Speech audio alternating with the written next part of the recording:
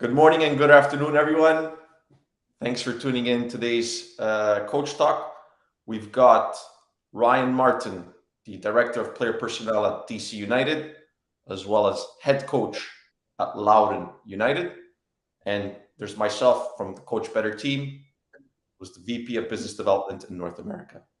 And today, what we'll be talking about is player development at DC United with Coach Ryan. Ryan, thanks again for joining us today. Always a pleasure catching up and having you with us. Really appreciate you coming on and sharing some really cool insights that I'm sure many of our members or listeners that will be tuning in will be able to take in some really good information. So really appreciate you taking the time today to be with us. Ryan, maybe No, yeah. yeah, Massimo, thanks for having me. Appreciate it. Excited, and anytime you can talk, soccer and player development is always a good day. So I appreciate you having me on. Oh, it's a pleasure. It's our pleasure. Ryan, if you're okay with it, maybe why don't you give us a little bit of an insight about how you started, maybe as a player, your pathway as a coach, and maybe carry us or take us through that and let us know how you got to be Ryan Martin today, Director of Player Personnel at DC Yeah, United and Head Coach at Loudoun United. yeah. No, it's been a long but short, incredible journey. So far. So, and it's still growing. I think that's the important part about a coaching career or a career in this game is it really is a journey, and the amount of people that you come across that play an important part, and hopefully that you can help affect as well is what makes the journey worth going on. But for me, I grew up in Columbus, Ohio, and played for my father at Ohio Wesleyan University, a Division III school in Columbus, Ohio, and my dad is the coach there and the all-time winningest college coach in the history of the NCAA, and he's still going strong. So I was fortunate enough to play for him, and enjoyed our time there, and had went to a couple Final Fours and had success. After that, had a brief stint for a year with Real Salt Lake with John Ellinger, and I spent a year there with him, and played with some incredible players and guys that are coaching in the game now, and had a great resource there. After that, I spent a little bit of time in Iceland and Germany at some lower level teams. But really, when I was playing and going through the whole thing, coaching was what I always wanted to do. And maybe that was because of my father and his path, but that was really what I wanted to do. So even when I was in Salt Lake, I would, write down the sessions each day and the good and the bad of management parts of really professional soccer at that point. Then in 2007, I got an opportunity to join Wake Forest University in North Carolina. Spent 9 years there with Jay Vidovich, who is to this day a very big mentor, but also coaches at the University of Pittsburgh, which is one of the top college programs in the country. We had tremendous success. Went to 3 or 4 Final Fours, won the national championship. Had numerous guys that went to the MLS, including like a Jack Harrison, who's now over in Leeds, and some different players there. He ended up going to the MLS with Portland, and I ended up taking a jump with the Columbus Crew. And I spent basically 3 months there with Greg Berhalter when he was there, and Josh Wolf and Nico Estevez. We're obviously on to bigger and better things. Spent 3 months there, and then learned quite a bit in my short time there, and think very highly of all three of what they're doing and have done. And then I got a call from John Harkes, who I recruited his son Ian Harkes, who's now at Dundee United over in Scotland. He was starting a brand new professional team in Cincinnati, Ohio, called FC Cincinnati. And at that point, nobody ever heard of it or ever thought it would be possible. But John said, we've got this exciting opportunity to build something from scratch. And when we went in there and worked with the front office, it was like 3 people at the time. And nobody had any clue it would build into really what it is today, and the fan base and the success and different things. So we started at that point, we were in the USL.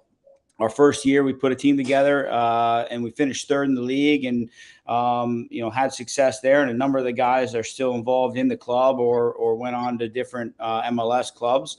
And then from there, I took a stop with DC United in 2017.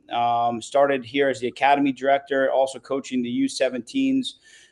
Because coaching is really my passion. First and foremost, I like the director part, but for me, it was I like being on the field. I like relationships. I like working with kids in particular and players. And then about 3 years ago, I got the opportunity within the club to move into Loudoun United, which is basically our reserve team for DC United here. And I've been here ever since. No, that's an awesome career path, Ryan, and we can definitely say that the game is instilled in your blood, coming from your dad. So thanks for sharing that with us. You've definitely been to some really big places in the country with some really good programs, and I think it's always nice to be able to connect with our community and our coaches to be able to share this type of experiences. So Ryan, all this, you came from Wake Forest to RSL, went to Columbus, built a club in Cincinnati. Today you're at DC United. Can you maybe just show us or speak to us about how your year has been, and maybe give us some insights on this past season and how that went? Because I feel like there's definitely been some cool, great work that's been done with Loudoun, and maybe it would be great to maybe just share that with our listeners here. Yeah, no, for sure. When we look at 2022, I think it's hard, and it's funny. I talked to Jack Collison, who's my role in Atlanta, and some of the other guys, Johan when he was in LA, and John Wolenek in New York when they were in the same position. And it's funny because you don't really know how difficult this job is, being a second team in a tough league like the USL, until you really have a second team job, because you're always really balancing development, but you're also developing results, and you've got to get results because it is a professional league, and you are playing some very, very good teams all across the league. So for us, first and foremost, it is a difficult thing, but you have to, I think in my role is like take a look at a lot of the small victories and some different things. So, one thing, in 2022, we had the fourth youngest team in the world of professional soccer. And to be honest with you, I didn't even really know that until someone tweeted at me. Stevie Grieve over in the UK tweeted at me and was like, "Hey, you got the fourth youngest team, great stuff." And I'm like, wow, I had no idea. So, that was pretty interesting as well. And, between, Nordersland and, Salzburg, you get some pretty big developmental teams in terms of promoting talent. So it's fun to be in that space there. From 2021 to 2022, we doubled the amount of wins, this past season. We finished 4-1 against our quote unquote peers. So those are some significant, minor victories. The big one for me is obviously 7 players signed with DC United, from January 2022 to October 2022, which is an MLS record. And these are full-time contracts. They're not 4-day loans or anything like that. It's full-time, opportunities for these players. We won the Capital Cup, which essentially is a DC United tournament where we bring a couple of the top Central American teams in. So, we were able to give opportunities for our players to play against top teams from Honduras and El Salvador, which was tremendous. We had 7 shutouts in the season, and our goalkeeper was rewarded with a first-team contract at the end. We had 6 other, players make academy debuts in a professional environment. And then we used, 38 players in different matches, so for us, that was kind of our year at a glance. And you can see, in this next slide here, basically, the different guys that have made it through. And for us, it was, pretty exciting, because not only are we trying to, bring our young players through. So whether it's a Jackson Hopkins, who, our manager, Wayne Rooney, thinks will be in the U.S. national team in 3 years, and whether it's a Jackson Hopkins or a Christian Fletcher or Matai or Ted Pietro, who are homegrown players that are coming through our academy that are getting opportunities. It could also be like a Sammy Gadiri or Luis Zamudio, who maybe, it didn't work at other clubs for different reasons, whether it's system of play, style of play, whether it's depth in the depth chart, and it worked here. So for us, it's, can we give opportunities to players that maybe didn't succeed elsewhere, but can still do it. So the developmental path for us isn't solely focused on the academy. It's really a dual role. And then you also throw in a third part where, okay, the college system, and this is where, when I gave the long intro, I fully believe, and I might be a minority in this opinion, but I fully believe that the college system is still a very, very, very valuable system in our country in terms of professionalism and getting players to the pros. Has it shifted to more of an international system? Yeah.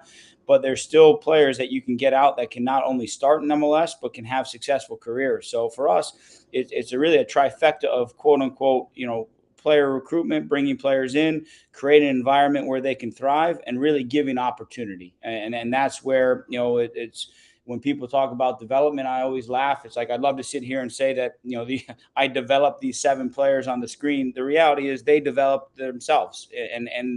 But can we give them an environment, a tool, and really a pathway to make it, and that's kind of where, going into the next slide is kind of where I've spent a lot of my last 18 months. Sharing that with us, and obviously some really great milestones that you were able to hit over the course of 2022 season. And it's always nice to see young academy kids progress into first team roles. I think what we're really interested in understanding is what's the secret. What do you tell these kids? I know you had mentioned balancing development in pro leagues, and all of a sudden now these guys are moving in from an academy or from a second team into a first team environment. I know you speak about the roadmap, but maybe can you elaborate just a little bit more on what this roadmap looks like to you? Yeah, so obviously I've been in the academy since 2017, and then I took this job in terms of professionalism, and okay, so I right now my job is to, how do I take a kid from the academy or even a kid from college and get them into Wayne Rooney's first team, and not only just being in the first team, but making a difference in the first team. So what I basically have done is, over the last 2 years, I've basically written down or gone through different maybe not lack of awareness, but I have this saying, I've learned it across the way, is kids don't know what they don't know. And so when you're preparing players to play at a high level, and by that, again, it is actually playing first team games, it is contributing to wins and losses, and is doing so at a consistent basis, which for anybody in youth development, that word is probably massive, because there is no consistency really in youth players. And that's where, okay, can I help players get a 8 out of 10 performance every single day, and not have a 9 one day and a 3 the next day and break down. So what I basically went through is, with my staff and different people, was, okay, how do I teach the players throughout a course of a season how to be a professional, and really walk them through it? Because being the youngest team in the fourth youngest team in the world, they don't have role models in my team because it's so young. So how do I then take a different route where I'll walk them through this process and help them, teach them different things? So what I did is, and Massimo, I'll jump into it if that works, but basically I started with, okay, what is mental performance? We're searching for consistency on a daily basis, which starts with, okay, the mentality of the player and his or her journey towards finding an 8 out of 10 in consistency. So one is, I've got to help them develop a pre-game and a pre-training routine. That can be both physical and mental. A lot of times, if it is physical, that should ideally make sure it's a mental situation as well. Okay, how do I tune in? What are my goals for the training session? How do I maximize my own growth? And how do I become better today than I was yesterday? We had 154 training opportunities this past season, plus 34 games, plus 6 or 7 preseason matches. That's almost 200 opportunities to become a better player. And if you do if you go through your routine every single time, 200 times, it becomes it sets you up for a mental and physical success to A, stay healthy, but B, to be more engaged. And what I started doing was, and there's some great resources out there. And for one person I really like following is Dan Abrahams, who's a sports psychologist over in the UK and does tremendous work. But you can come up with, like, this is what we did for our players, but it becomes a match script. What does your best match look like? What does it look like? But also, what did it feel like? Because all these players are talented, so they've all had really, really good performances and good matches. So, okay, what did that feel like? What did it look like? What was your mindset going into it? When you hit adversity, how did you come out of it? Who are role models that you might look up to positionally, throughout the world? And I use, in this chart, James Milner, because when I think of like a pro's pro, he's one of the best. Mark Noble is another one. I went through there. So, creating a routine, that's got to be one of the first things you do. The next one is, leadership. Everybody talks about leadership characteristics, and yes, we all want a captain of our team and a captain of, DC United one day, and a Wayne Rooney type of player, wears his heart on his sleeve for sure. But we have to have guys that lead themselves before they can lead others. So it's so important that when a guy comes in, even a young emerging leader, you almost can break it down into, okay, well, okay, you've had experiences, because that's really where leadership can come from a lot of ways. You've been through tough times, or you've navigated good times.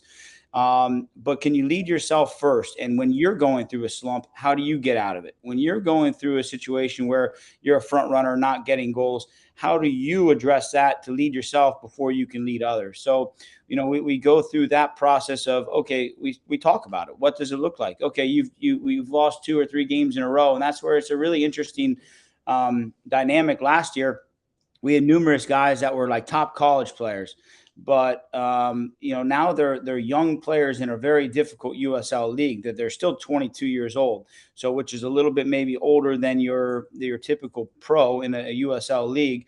But in college, they've never lost 3 games in a row against a Tampa, Sacramento, and someone else who are top teams in the league. So then it becomes, okay, well, how do we get out of this?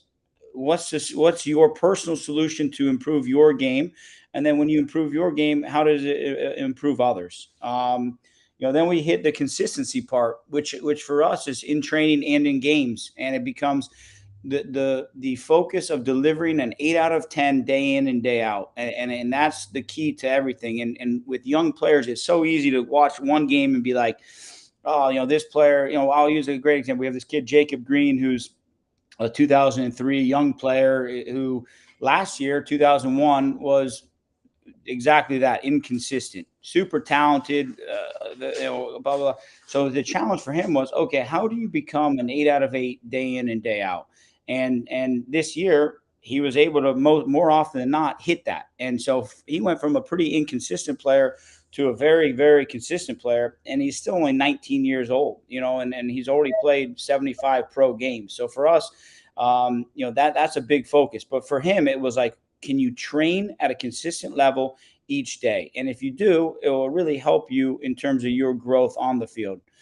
Then we hit, in terms of the mental side, and this is important, and it's really important when you kind of, they call it guided discovery, but can you get an honest self-evaluation out of players? And when they sit down and they look back at a video or this or that, and it becomes, well, I didn't track back here. I took this play off there. I turned the ball over for a goal here. That becomes an honest self-evaluation. And I've really kind of figured out that one is kids nowadays, I don't know if they really, A, evaluate themselves, but B, I don't think they're necessarily honest with it.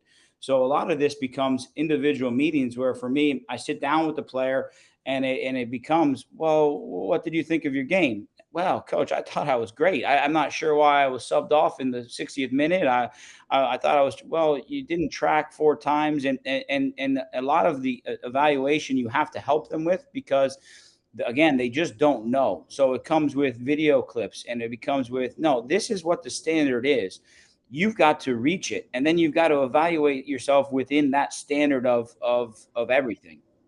So that's kind of the first step of everything. And again, it's a lot. And so we go through it in preseason on a daily basis. And again, I steal most of it, whether it's from, Dan Abrahams, or, I've used, my father does a lot of stuff. He was very good in terms of the mental side of things.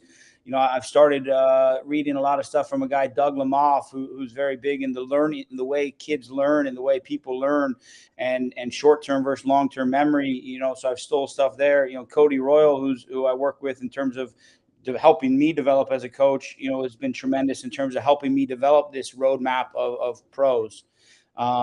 Massimo, jump in if you have questions. I'm just kind of going through this thing because for me, this was 2 years of work, and if someone can steal it and use it and take pieces or give me better thoughts, I'm always open to that. This is fantastic, Ryan, and thanks for sharing that with us. The amount of detail and the depth that you're able to take this is remarkable, and also the fact that you're able to continuously learn from different coaches is really, really interesting. But we actually did get a question from one of our listeners. You were speaking about youth development and being the youngest team or the fourth youngest team in the world, which I think is unbelievable. One of the questions that came up was, how joined up are the club with giving young players a chance? Is there a patience and understanding from club leadership to give young players opportunities? At Loudoun United, there's a tremendous patience for youthful mistakes. I guess I'll throw into it, because the reality is, by the time they get to DC United, with Wayne and all that, there really is no patience, because it's someone's job on the line. We went through three and this is a great teaching lesson for players this year, because we went through three managers because results weren't great. So it's like jobs are on the line once you get to that point. So when a kid goes into a game, a Jackson Hopkins goes into a match with DC United, he has to be ready. And that's why, for me, this was such an important piece of it, the roadmap of being a pro, because I'm really judged on, okay, how do players perform once they get there? And I always tell kids, okay, you signed your contract, but you haven't made it yet. Once you've started 30 something games in Major League Soccer, okay, then you've made it. Then we can then you can laugh and go over and like stuff like this. We had a kid, Kevin Paredes, who starts at Wolfsburg now, or started his first game this past weekend for Wolfsburg, and it's a tremendous testament to who he is as a young man and how he's grown to be a pro. But when you get to that level, when you get to the Major League Soccer level, there isn't much patience, unfortunately, for youth. That's where this Loudoun, and for me, is such a valuable piece of the puzzle, and that's why we've had success getting guys into the first team, and when they're there, thankfully, a lot of them have done well. Awesome. That's really, really insightful. Maybe one last piece on your roadmap to being a pro, Ryan, is just the versatility piece for the on-field performance. We noticed that play the role asked of you for the team. Is this something that's embedded in the current philosophy, where players are asked to play multiple roles, or do you specialize at early stages within the academy with young players? Maybe if you can just provide some insights on that, because I think there is a lot of mixed thoughts on that, and I think some of our listeners would definitely appreciate hearing what your thoughts are on that. Yeah, no, for sure. And again, like going through, general performance, physical performance, those are things that we hit into it. And when, Massimo, you hit it there, it's like, at the end of the day, I look at myself, and I'll jump into your part here in a minute, as a high performance coach. But I do coach soccer. My job is to maximize performance of players every time the lights at 7 o'clock go on. And that's where everybody has a chance on ESPN Plus or TV to watch these kids play. And that's where they're evaluated. I get to evaluate on a daily basis. I get to evaluate in training. But the reality is, when Wayne Rooney is watching, Jacob Green play, it is on a Saturday night, and it is against Hartford, or it is against Pittsburgh. So everything kind of filters into that. In terms of versatility, I think it's important. And again, you look at like a James Milner type guy that can play anywhere from a right back to a center midfielder to wherever. I think it's important that, I don't think it's necessary that everybody is versatile, but I also think it's a tremendous plus that you are versatile, because if you can play a left winger, right winger as a nine, those are three different opportunities you have to then play. But what I do think is, if you are versatile, it helps expand your role in the team and your ability to affect the game. But I think the most important thing is that you're willing to play the role asked of you for the team. And when you see that, so if you're in a pinch, and we've had it too, because we've had games where the first team's called in 6 guys or 5 guys, and I'm left with 16 players playing Birmingham. And I might ask a guy who's not like a Jeremy Gray or something, who's another young, talented kid, hey, I know you're not normally a right back, but the team needs you there. And my biggest thing when I see something like that is, what is the initial reaction? Is there like, oh yeah, coach, I'm in, I'm all game to do it, I want to win, I want to dig in? Or is it, oh, I'm a center midfielder, I don't think I can do it? And for me, it says a lot about the personality of it. And that's something Wayne really stresses in terms of, our first manager this year, Hernan, was very, okay, this is your position, this is where you play, this is where you go. And that was his philosophy. The current one is, yeah, you've got to be able to play different roles. You've got to be able to do what is asked of you by the coach, by the team, to help us win a game. And, we, like, late in the year, we had times where, a Juice Skundrich would play as a right back to try to help out. We had a kid, Kamarni Smith, who's typically a winger, playing as a left back because there was a need there. And a lot of it goes down to the individual player and really just his ability to want to affect the game to help us win. In terms of the academy and where things are, there's a little bit of versatility, but the majority of it, and this is where Wayne has been tremendous with the guys and the club as a whole from top to bottom, is you need to do whatever is asked of you to win and to make a difference in the game. And you either do or you don't. And if you don't, then there's probably not a space here for you at DC United. That's definitely the. I mean, obviously, we as fans of the sport saw Wayne Rooney. My time when I was working for Montreal, Wayne was still playing for DC United. But that's always the spirit and the image that Wayne portrays. So it's nice to see that really is how Wayne is, and what he expects of young kids potentially coming up to be able to play at the next level. Ryan, you mentioned something really interesting earlier, where these players have potentially 134 trainings opportunities, 34 games. Every chance is a chance to get better. And I think getting into, you speak about tracking stats in training. Can you maybe expand and elaborate just on this, and what exactly is it that you're tracking, and how is this part of the DC United sort of DNA? Yeah, well, full disclosure, I stole this from Greg Berhalter with the crew when I was there, and again, I think as I read this all the time, like, when you're a coach, you need to be a great thief, because there's a lot of other really good ideas out there. So I stole this from Greg in Columbus, and I kept it with me in terms of everything I do. But basically, what we do is on a weekly basis, and we built it out where we track each week, so you can actually see a week by week where players maybe are having good weeks, bad weeks, winning weeks, losing weeks, but we track every match they play throughout the season. And in this chart, you can see, some guys have played 116 games, some guys only 10. If they're on the lower end, like a 10 or a 3, those are typically first team guys that have come down, that only train maybe 2 days before our game, or only maybe came down for one game. So we track first team players all the way through. But what we do is we base everything off a winning percentage. So even if you've only played 10 games, you can still win 60% of your games, which puts you in 5th over the year. But within the context, we're able to see, okay, well, if you played 74 games, that's a much bigger sample size than 10, especially when you're looking at signing a player for the first team. Like if Wayne calls and his assistant, great guy Pete Shuttlesworth, who came with him from Derby, if they call and they're like, hey, Ryan, what do you think of so and so?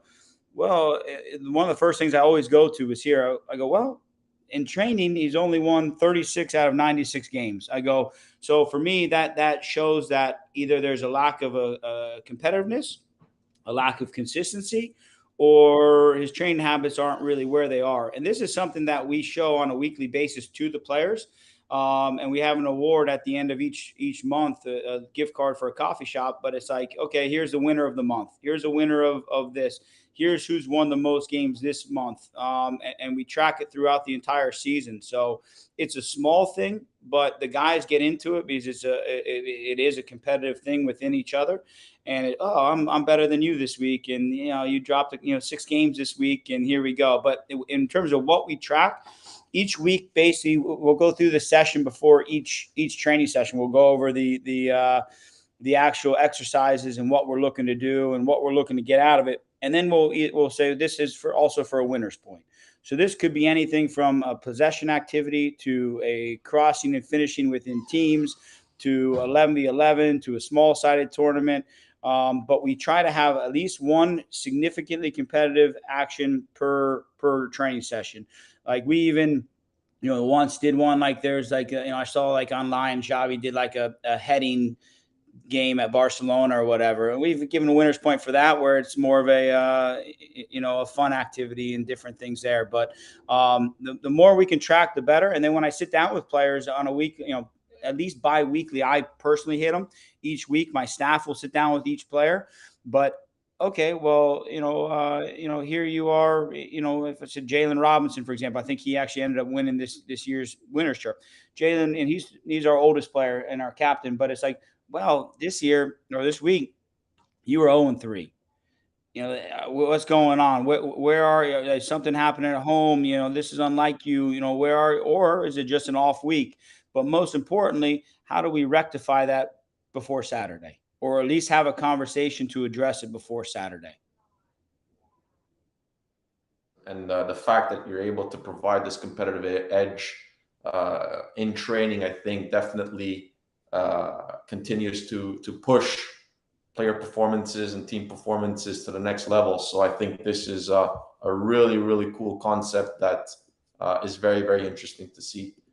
Ryan, we got another question. I think you had mentioned that you have one competitive action per session, and that can be either small-sided, 11v11, could be a possession activity.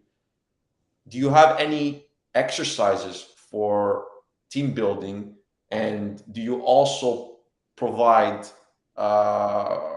competitive action points for those type of activities? In terms of like off the field type stuff?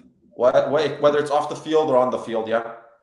Yeah, that's, to be honest, when I do a reflection of like this year and I go into next year, and that's something that I want to do more of in terms of this. But we did do like a Top Golf where we gave a winner's point for the top group that won in Top Golf. That was the big one we did like kind of midway through the year. But yeah, that's something I think you can use it for all those different things. Whether it's, we did do it for we did like a foot golf tournament, so we gave a winner's point out for that. We did soccer, tennis, we gave winners point out for that. So anything we can do, especially for like the things where it's almost like regen based, where you try to at least get them a little bit of a motivational winning spike, we try to give a winner's point out for it. But yeah, we like Top Golf, for example, the guys love that. Next year I'd like to do like a bowling where we get that in there, or get them more involved outside as well. But no, that's something I think you can use for almost anything.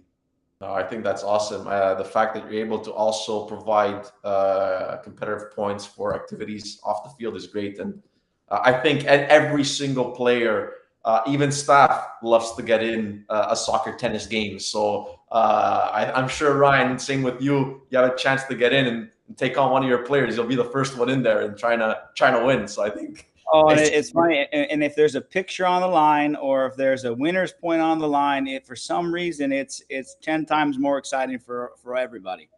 Yeah, I don't doubt it. So that's awesome. Thanks for sharing that. Ryan, maybe the next thing we'll like to get into is maybe if you can speak a little bit about your principles. I know you had wanted to share some content based around principles, and then we'll get a little bit on how you manage first team life versus development or developing young athletes. So maybe if you could run us through some of these principles that you shared with us in a little bit more detail here. Yeah, so one is, as a reserve team coach, I think one of the most important things you can be is adaptable. In terms of that, which is a super interesting challenge for me, because a lot of times most times what I do in my day to day and my game model is based around the first team manager. So Massimo and you and I spoke about this early, but this year was probably one of the craziest years of my life, in terms of we had three managers for the first team in 1 year. And not only was it three managers, but it was really three game models and three game systems. So in a 34 game stretch, we went from a very high pressing 3-5-2 or a 3-4-3, where there was very little flexibility in terms of the way you played your system, and it was very high pressing, very physical, demanding. Where a lot of times you're at the end of the game, your GPS numbers were almost more important at times than your what you did on the field at times, depending on your positional system. So that was where we started preseason, and we went through that, which for me was interesting, because I had never played a three back system, never played a 3-5-2 or 3-4-3, never really gone back and forth. I like to press, so for me that wasn't overly different. The way we pressed was different. But that was where we kind of that was our starting place this year, and we built our roster for a 3-5-2. So we have wing backs galore. So and some very good ones as well. And then we went through a manager change, 10 games in with the first team, and the new manager was with Ben Olsen when he was here, and went with the same system in terms of formation and whatnot, but a little more pragmatic and a little bit more controlling than it was trying to dominate with the press. So we dropped our line, changed a little bit of things, and it was a little bit of a difference in terms of, okay, we're going to transition from a deeper area this time. Our attacking transition moments have to come from deeper. Our runs, our length of runs have to be a little bit bigger, and our pressing is a little bit more reserved. And that was based really a lot on the personnel from the first team. So again, we kind of shifted. That one wasn't terrible in terms of my ability to adapt. And then the third one, Wayne comes in, right around mid-July, and he basically came in and was like, no, I want to, 4-2-3-1, or, that's it. That's what we're playing. That's our formation. Here's how we're going to do it. Here's a couple of tactical tweaks in terms of how we want to use our outside backs versus our wingers, and the relationships and the partners and the pairings. And we went through the whole season, and everything we had was built off of 3-4-3 or 3-5-2. So we had center backs galore. We had wing backs. We didn't have a ton of outside backs in terms of guys that could defend and attack and play in those moments. So that threw a whole new kind of wrinkle for me. So I then had to change again back, which, to be fair, in terms of the way I see the game, and you can see in the slide here, in terms of, this is just one slide of like, okay, my game model of how to break pressure. This is kind of adapted from where Wayne is and dropping different players in. But for me, it was, okay, you now have 1 week to get from a 3-4-3, kind of a middle block 3-4-3, pressing out of it, to a 4-2-3-1, and more controlling. And then it's like, okay, well, how do we want to control space, and how do we want to attack space? And I had basically 3 days to relay that to the team. So, you can kind of see here of one slide of, okay, how to break pressure. But then I looked at, okay, we're one of the youngest teams in the league. We're what is their maturity to learn? And that was a question I asked myself. What is their maturity to learn? So what I basically tried to do, and I took this from, I've spoken to this guy Cody Royal and I worked together, and we spoke to one of the assistant coaches of the Greek national team. So what we've essentially tried to do is almost treat Loudoun at times like a national team, in terms of you don't get maybe a lot of days with certain players, and maybe they're coming in for a game, but they haven't been with you all week. Or they're so your time is limited with them. So how do we maximize the time, simplify it enough where they can get into players and get into the team structure without having to really just overhaul it. Because if I sat there and I go, this player hasn't been with me Monday, Tuesday, Wednesday, Thursday, Friday he's in, Saturday we play, he just missed the whole week, and me as a coach, I would get frustrated because you want to work with your players as much as possible to create as much consistency and continuity.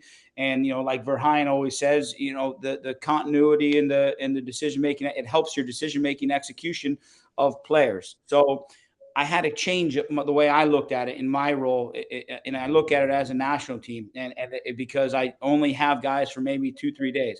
So what we did is we basically tried to simplify it and dumb it down as much as possible, and basically take our principles um, as the starting place. So within a 3-day period, like you can see here, I put some very simple attacking and defensive principles.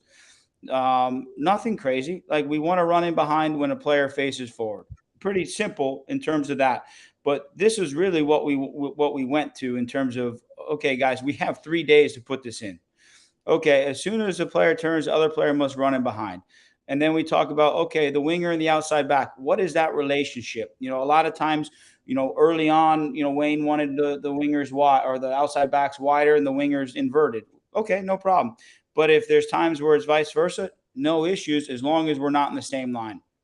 Then I went through the defensive principles very quickly, with the team. And then, you can kind of see in the last slide, in terms of possession, we went from, and this is where I try to keep it as simple as possible, but it's like we went from a team that was almost better without the ball, in terms of like, when our first manager Hernan was here, he almost preferred the opposition to have it, to regain possession high up in the field and create transition moments. That was really what we were built on. And Wayne wants the ball and wants to dominate the game with the ball. So we had to, okay, guys, the ball is now the most important thing in that we have.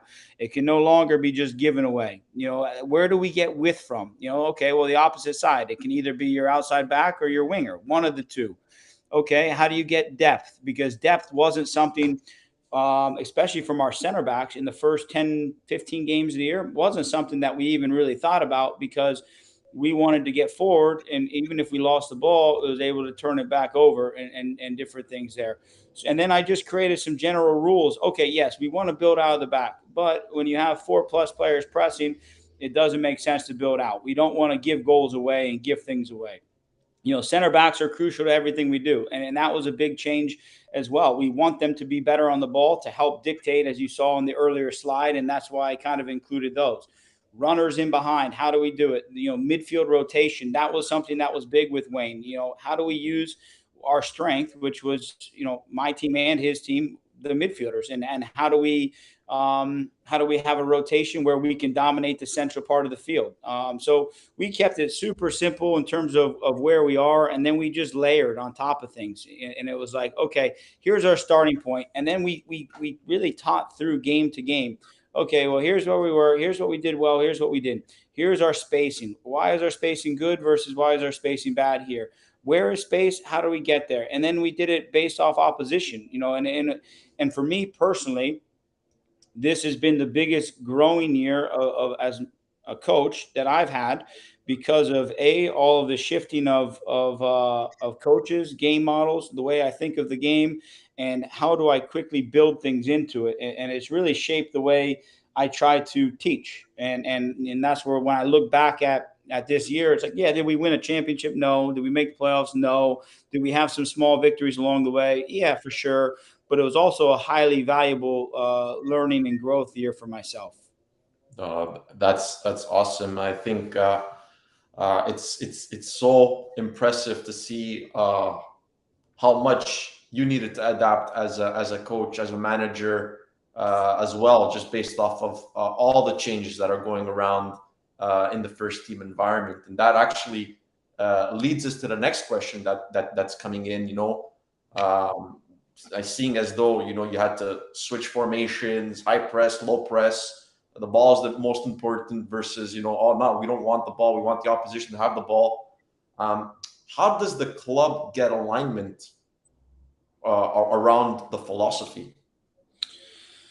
And this is like going back to, like, I spent some time overseas in different academies, and one of the best experiences I had was at Athletic Bilbao when, like, Bielsa was there. I went over with Jay Vidovic at the time, and we went and observed for 2 weeks and saw Bielsa, but all the way through the youth academy. Because for those that don't know, like, the Basque region, or Bilbao in particular, can only use players from the Basque region. So they can't go transfer players in and this and that. And they're also one of 3 teams that have never been relegated in La Liga: Real Madrid, Barcelona, and Athletic Club.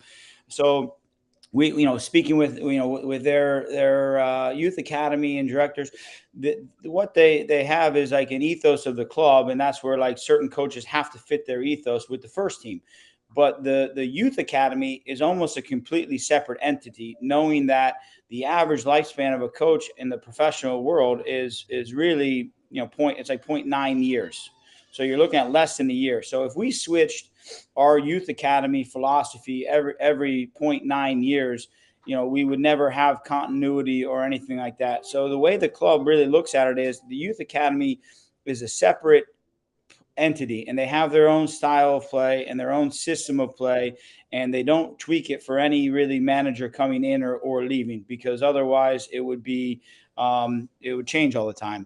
The second team, my team, we typically will align pretty quickly with the first team, and we fill that. So I act really as the buffer between young players coming up and trying to teach them what the first team wants, and helping them integrate hopefully quicker, or sooner than later. And like I said, we've had 7 this year, but in 3 years we've had 13 players make it from my team to the first team. So it's proven that there is opportunity, and so my job is then to, how do I align what the first team manager wants as quickly as possible to these players, so when they go up there, and if you're a wing back versus a right back, how do you quickly adapt as quickly as possible? But I think it's so important in professional soccer that you separate the youth academy from the top, because the amount of changes in the top is getting more and more, which is crazy. And I think at some point, when you'll start to see clubs in the MLS with the ethos of, this is the philosophy the club has. These are the coaches, the head coaches I want, and we fit all the way down through it, and I think that will be the next big step in Major League Soccer, when, no, the president, this is our ethos. We're a pressing team. We want to do this, this, and this, and we go all the way through, and I'm going to find a head coach that does it, and I think that will be like the next step, which just takes time, and it takes success. I think you said the key word there is it takes time, and in a professional environment, like you said earlier, sometimes time is not always on your side, right? I think it's always a battle against time, and management wants results, and they want them now, and they want them today. So I think that's always a battle that is tough to have, but nonetheless is always gonna be there. I think I would have one last question for you here, Ryan, and that will be, I think, just what will be a successful year in 2023 for Loudoun United, and what will be a successful year for DC United? Yeah, I think when you look at professional sports, you have to incorporate winning. I'd be silly if I sat here and just said, no, we want all our players to develop. No, the reality is, you have to win in professional sports, and that's where, we doubled our win total from last year to this year, so it was pretty good. A successful year for both next year would be to make the playoffs, 100% to make the playoffs from both sides. A really successful year for me would be to make the playoffs and have at least 2 players again make the jump to the first team, but stick. Like some of the young players that you saw on the list early on, they'll be in preseason with DC United, and they're in first team contracts, but they haven't made it yet.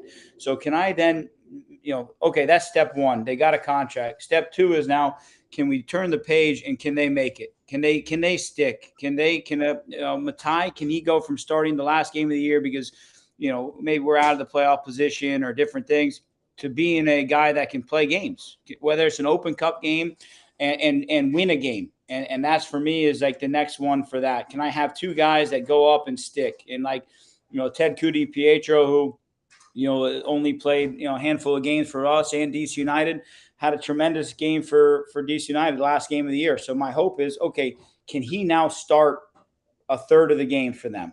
Can Jackson Hopkins maybe be the next guy to go to Europe and do that? And if that's the case, then I think we're all pretty successful in that. But yeah, you can't sit here and coach professional soccer in a professional league and not say winning, because it's so important. Because if I send guys up and Wayne loses his first 10 games, it doesn't matter what his CV, resume, who he is, he's gone. Absolutely. I think there's such a fine line between winning and development, right? I mean, at the development stage, as you said, I think it's so important to get these kids not only up to the next level, but to stick, to get these kids to stick, right? And then for sure, there's no doubt about it. When you're in the pro environment, well, then it is a totally different beast, and you're talking about winning and winning at all costs. So, and part of development is winning.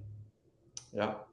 And part of winning's development. It's like if you don't take pride in your wins and losses, like you just won't make it. And that's the harsh reality of the business. And that's where, like, I have to try to tell these kids when they're coming from an academy setting that's very safe. Okay, our academy dropped 2 games this weekend in Atlanta and Nashville. Okay, 2 good teams.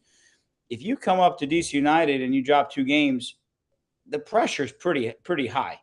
The pressure's all of a sudden pretty high, and it becomes, okay, well, he's on the hot seat. He's on the hot seat. He didn't perform well.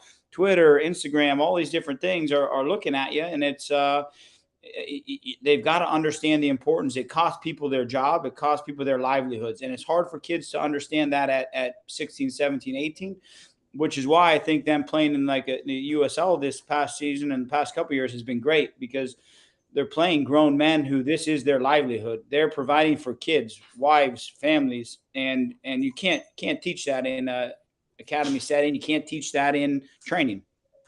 Absolutely. No, I think there's so many benefits with having these young kids play against pros that do this for a living. So I totally understand your mindset around that, and why you think it's so valuable for these young kids coming up to get these crucial experiences, to play against men that are fighting for their lives on a daily basis to get them, so that your kids can sort of get out of their comfort zones and eventually be ready for that first team environment when they got to go up against an LAFC or an Atlanta or whoever it is, so that they're ready to step up and be consistent in those environments. 100%. Well, Ryan, I think this will pretty much conclude our coach talk. So I just wanted to say, first and foremost, thank you. The information that you provided was absolutely unreal. The work that you're doing at Loudoun and DC United is super and fantastic. We can definitely see that in the amount of players that you're pushing through regularly. So we just wanted to say thanks on behalf of the entire Coach Better team. I'm sure all of our listeners tuning in as well will definitely appreciate all the content and the knowledge that you were able to share with us, because I really think this is very, very insightful. That any coach, whether you're coaching youth development, even in the pro space, can definitely gain some insights on. So yeah, just thanks again for all your efforts for tuning in with us and putting this together in such a short window. I think this was really, really great, and we can definitely see all the passion that you have in the sport, and it's always nice to see coaches that are passionate about their profession and take pride in what they do. So definitely keep up the great work, Ryan, and we wish you and Loudoun and DC United all the very best in the upcoming seasons. No, Massimo, appreciate you guys having me on, and quite enjoyed it. And like I said, if I can ever help anybody else who's listening or anything, always more than happy to. It's a small coaching world, and it's important that we share ideas, and as you see from my presentation, steal ideas. And but there's just so much great info out there, and so if I can help anybody, in their journey, more than happy to. Definitely love the concept that you stole from Berhalter. I might steal that myself. So thanks for sharing that. No problem. Thanks again. Thank you, Ryan. We wish you all the very best. Appreciate it. Have a good one.